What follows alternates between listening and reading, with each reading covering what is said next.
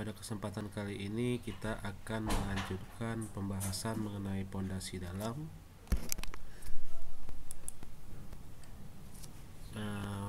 Yang sekarang kita akan coba membahas mengenai pondasi terapung. Ya, dalam pelaksanaan pondasi terapung ini kita akan terlebih dahulu harus membuat dewatering. Dewatering ini adalah pengeringan lahan ya. Jadi kalau kita gali lahan yang berair, kita tentu tidak bisa buat pondasinya, maka kita harus mengeringkan dulu area tempat pondasi dari air. Istilahnya adalah dewatering. Di sini pelaksanaan pondasi terapung akan mengalami kesulitan pelaksanaan bila elevasi dasar pondasi terletak di bawah muka air tanah. Namun demikian, bila kondisi yang ada sudah dapat diatasi dengan dewatering yang layak, maka kesulitan tersebut sudah dapat dikatakan telah teratasi pula. Bila debit rembesan cukup besar, biasanya dewatering yang dipilih adalah dewatering sistem pre-drainase ya, pre-drainase ya. Yang sering kurang diperhatikan adalah kapan pekerjaan dewatering tersebut dapat dihentikan untuk menghemat biaya dewatering yang berbanding lurus dengan waktu pelaksanaan. Jadi dewatering ini kan menggunakan mesin pompa untuk menyedot air, sehingga jika dewatering ini waktunya sangat lama, tentu akan menyebabkan biaya pelaksanaan semakin besar gitu ya. Jadi harus tahu jadi kapan kira-kira betonnya sudah bisa cukup untuk menerima genangan air. Karena kalau misalnya masih terlampau lembek digenangi, tentu betonnya akan mencair gitu ya. Nah, pondasi jenis terapung ini akan sangat dipengaruhi oleh tekanan ke atas dari air tanah yang ada. Oleh karena itu, keseimbangan berat bangunan dengan tekanan ke atas dari air tanah perlu sekali diperhitungkan agar tidak menimbulkan kerusakan bangunan yang memungkinkan terangkat ke atas secara tidak merata. Jadi ini sistemnya namanya terapung. Jadi ada rongga di bawah pondasi sehingga ada air. Kalau ada air tanah maka dia seperti kapal laut ya. Jadi pondasi akan terangkat. Nah, supaya tidak terangkat maka harus dipertimbangkan berat bangunannya. Harus seimbang ya itu ya. Kalau tidak dia terapung nanti jadi rusak semuanya ya. Pelaksanaan bangunan harus dengan teliti menghitung pada elevasi mana bangunan dinyatakan benar-benar aman bila dewatering dihentikan. Dewatering dapat dihentikan bila bagian bangunan telah selesai, beratnya lebih besar dari tekanan ke atas dari air tanah. Lihat gambar 37 dan nah, jadi berhentinya itu ketika peluang untuk bangunan itu terangkat ke atas itu menjadi nol gitu ya, karena berat bangunannya sendiri akan lebih besar daripada daya tolak air akibat adanya rongga udara di pondasi. Nah, ini seperti ini ya di bangunan. Nah, di bawahnya ini kan dia udara dan kedap air, sehingga kalau ada tekanan air yang besar, misalnya bangunannya yang atasnya belum berdiri, tentu ini akan tertolak ke atas ketika dia tergenang air. Tapi ketika ada bangunan di atas ini yang cukup berat, bangunan tidak akan tolak ke atas karena dia berat bangunan ini menekan dia ke bawah gitu ya. Nah, seperti ini. Makanya nih ada pipa-pipa penyedot ya untuk dewatering, sehingga air tanah itu nanti tingginya mengikuti garis ini. Jadi tidak menggenangi daerah pondasi yang kita buat ketika dia masih tahap pondasi. Tapi ketika lantai 1-2-nya sudah terbangun, tentu beratnya bangunan ini bisa menahan tolakan air ke atas. Itu seperti itu maksudnya. Nah, kemudian kita masuk ke pondasi cakar ayam. Pondasi cakar ayam merupakan salah satu rekayasa keteknikan di bidang pondasi hasil temuan Profesor Dr. Insinyur Sujatmo ya. Konstruksi ini terdiri dari plat beton bertulang dengan tebal 10 sampai dengan 12 cm di dalam bagian bawahnya dan diberi pipa-pipa beton bertulang yang menempel kuat pada plat tersebut. Beton-beton bertulangnya ini seperti sumuran jadinya ya. mirip seperti akar serabut pada tanaman kelapa yang dapat tumbuh tinggi menjulang di pantai berpasir yang daya ikatnya rendah. Ya, kemudian dasar pemikiran lahirnya pondasi cakar ayam ialah memanfaatkan tekanan tanah pasif yang pada sistem pondasi lain tak pernah dihiraukan. Plat beton yang tipis ini akan mengambang di permukaan tanah, sedangkan kekakuan plat ini dipertahankan oleh pipa-pipa yang tetap berdiri akibat tekanan tanah pasif. Dengan demikian maka plat dan konstruksi di atasnya tidak mudah bengkok. Bagi daerah yang bertanah lembek, pondasi cakar ayam ini tidak hanya cocok untuk mendirikan gedung, tapi juga untuk membuat jalan dan landasan. Satu keuntungan lagi, sistem ini tidak memerlukan sistem drainase dan sambungan kembang susun. Jadi sebenarnya Profesor Dr. Insinyur Sujatmo ini membuat pondasi cakar ayam untuk landasan pacu pesawat terbang awalnya ya. Kemudian dipakai untuk jalan dan berikutnya baru dipakai untuk rumah. Tapi lebih banyak ke jalan dan landasan pacu pesawat. Nah, ini bentuknya seperti ini. Ya, jadi dia ada plat. Kemudian dari plat yang besar ini di bawahnya ada sumuran-sumuran seperti pipa ini ya, ini pipanya. Setiap jarak di sini berapa meter? Ini 22 meter gitu ya, sekitar 22 meter atau lebih nih ya. Ya ada jaraknya pokoknya itu ya. Nah, ada pipa-pipa seperti ini. Nah, nanti coba kita lihat ininya. Nah, di sini nanti ada plat beton bertulang di atasnya gitu ya. Untuk lebih jelasnya kita lihat berikutnya. Ini dia contohnya diterapkan pada pembangunan jalan. Jadi pada daerah sini misalnya tanahnya sangat lembek ya, sehingga plat ini plat beton ditambah dengan cincin-cincin sumur ya, seperti ini. Nah, jaraknya berapa ini ada perhitungan sendiri sehingga agar plat ini juga tidak melentur gitu ya. Kerapatannya berapa nanti ada perhitungannya sendiri. Jadi di sini kita melihat bahwa cakar ayam itu jadi seperti ini, bekerja sama antara plat dan cincin sumur gitu ya. Nah, ini proses pengerjaannya, yaitu dia dibor ukuran lubangnya sesuai dengan ukuran cincin sumurnya ya. Jadi dibor, diangkat tanahnya, lalu dimasukkan cincin sumurnya ke dalam tiap-tiap lubang ya. Jadi ini adalah beko tapi kepalanya diganti dengan alat bor ya. Kalau beko biasa kan pakai sendok itu ya untuk kepala ininya, bucketnya ya. Nah, jadi dibor, diangkat, dimasukkan cincin sumur, kemudian diisi tanah lagi gitu ya. Nah, ini seperti ini ya, dibor, kemudian dimasukkan cincin sumurnya, kemudian di atasnya diberi tulangan untuk plat lantainya. Nah, di dalamnya juga disambung dengan stick tulangan ya dari cincin sumurnya seperti ini. Nanti dicor semuanya menjadi, nah dia biasanya memang dipakai untuk jalan dan landasan pacu pesawat. Berikutnya adalah pondasi sarang laba-laba. Pondasi ini memiliki kelebihan jika dibandingkan dengan pondasi konvensional yang lain, diantaranya yaitu KSSL memiliki kekuatan lebih baik dengan menggunakan bahan bangunan yang hemat dibandingkan dengan pondasi rakit full plate. Jadi pondasi rakit sudah kita bahas minggu yang lalu ya, di mana platnya adalah plat tapak dan tiang-tiang stick kolom. Karena jaraknya terlampau dekat, maka platnya itu dibuat seluas denah gitu ya. Nah, pada sarang laba-laba begitu juga dibuatnya seluas denah, tapi dia menggunakan rusuk-rusuk. Nanti ada gambarnya kita lihat.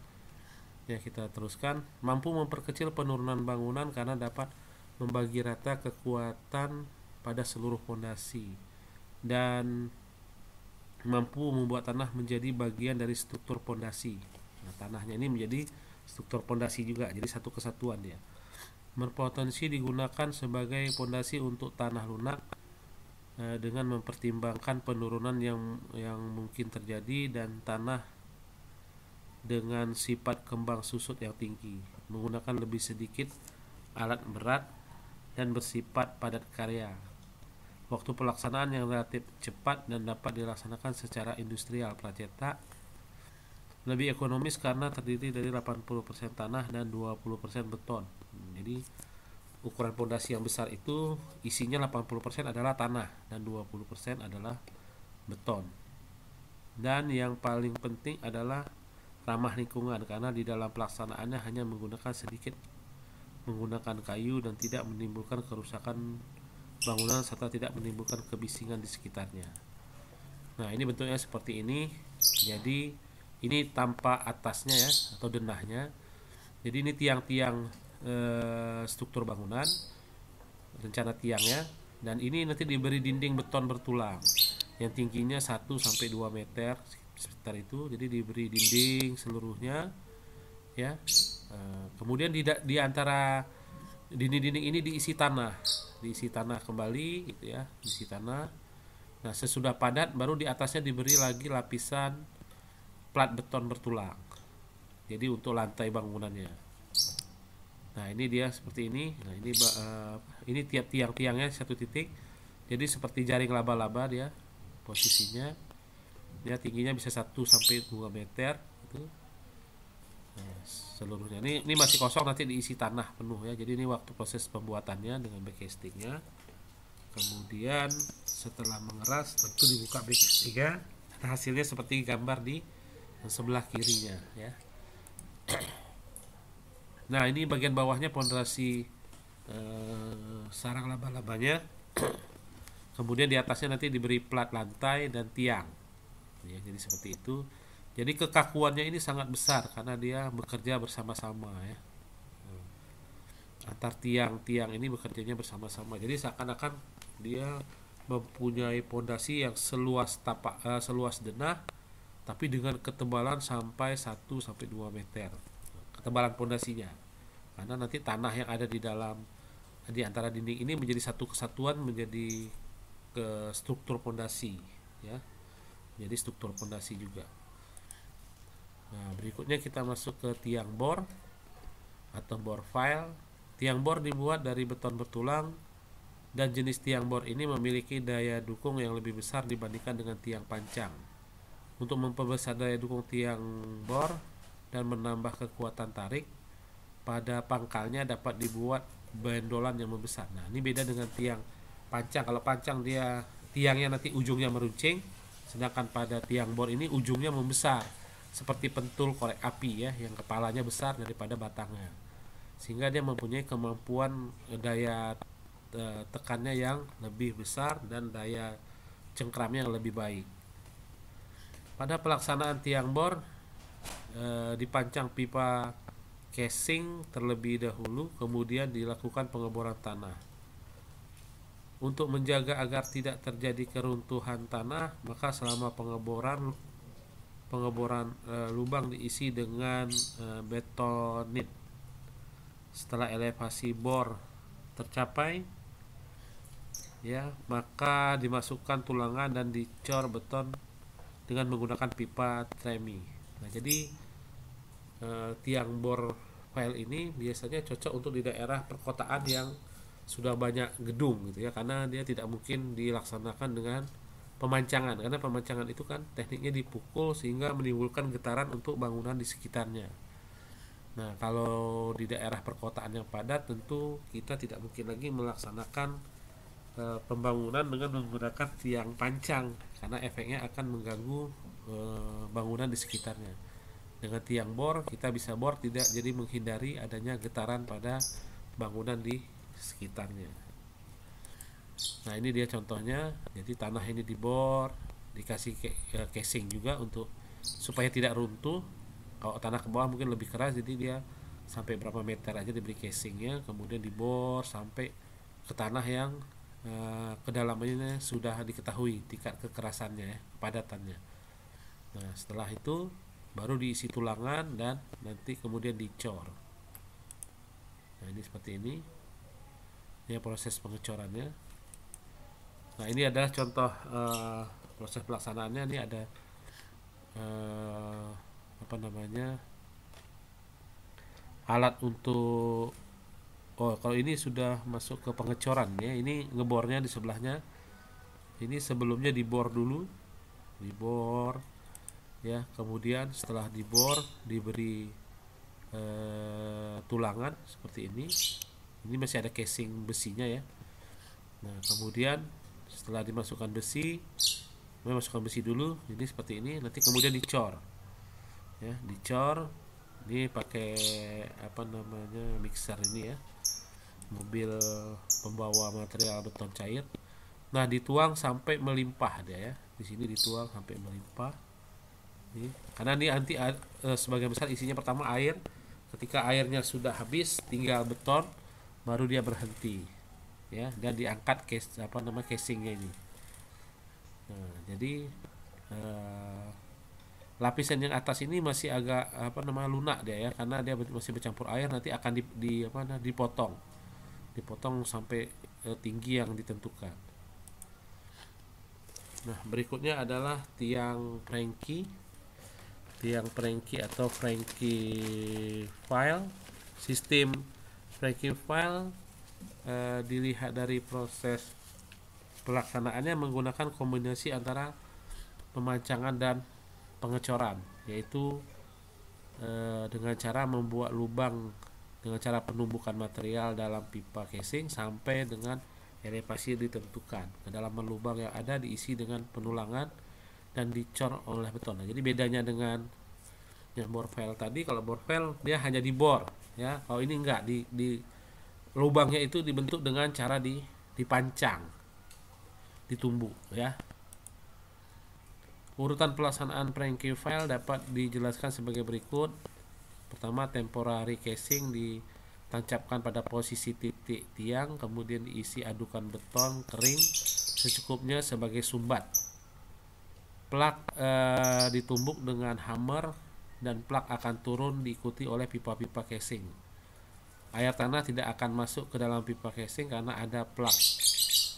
Setelah mencapai kedalaman yang dikehendaki, casing ditahan dan plak tetap ditumbuk sampai keluar dari pipa casing dan bentuknya akan membesar. Proses penumbukan plak di dasar casing hanya akan menimbulkan getaran dan suara yang relatif kecil sehingga tidak mengganggu seperti tiang pancang. Jadi ada efeknya tapi lebih kecil ya, maksudnya ya. Setelah kedalaman cukup, lalu dilanjutkan dengan pemasangan penulangan tiang dan pipa tremi. Pengecoran tiang beton dilakukan dengan pipa tremi sambil mengangkat temporary casing. Tiang Frankie selesai dan siap dihubungkan dengan pil cap. Pada sistem ini tidak ada tanah yang dibuang. Nah, jadi tanahnya ditekan ya, seperti ini contohnya. Ada casingnya, sambil casingnya ini ada penumbuk juga. Ini ada plak ya, campuran beton yang agak keras, ditumbuk sampai dia masuk. Jadi tidak ada tanah yang keluar. Kalau di bor file kan keluar. Jadi ini seperti juga tiang pancang yang tidak ada tanah yang keluar ya. Tapi kalau tiang pancang tiangnya yang ditumbuk, kalau ini cuma plak yang ditumbuk. Jadi ada lubang gitu ya. Tujuannya membentuk lubang. Nah, kalau udah terjadi lubang nanti diisi oleh tulangan beton bertulang, kemudian diisi oleh cair mortal cair, sama seperti bor file ya, seperti ini. Tapi di bawahnya nih karena tumbukan dia menjadi jendolan yang besar gitu ya. Nah setelah selesai pengecoran ini nanti baru dibuat pur untuk tiang bangunannya. Ya sampai di sini aja materi kita untuk minggu ini. Saya tutup dengan assalamualaikum warahmatullahi wabarakatuh.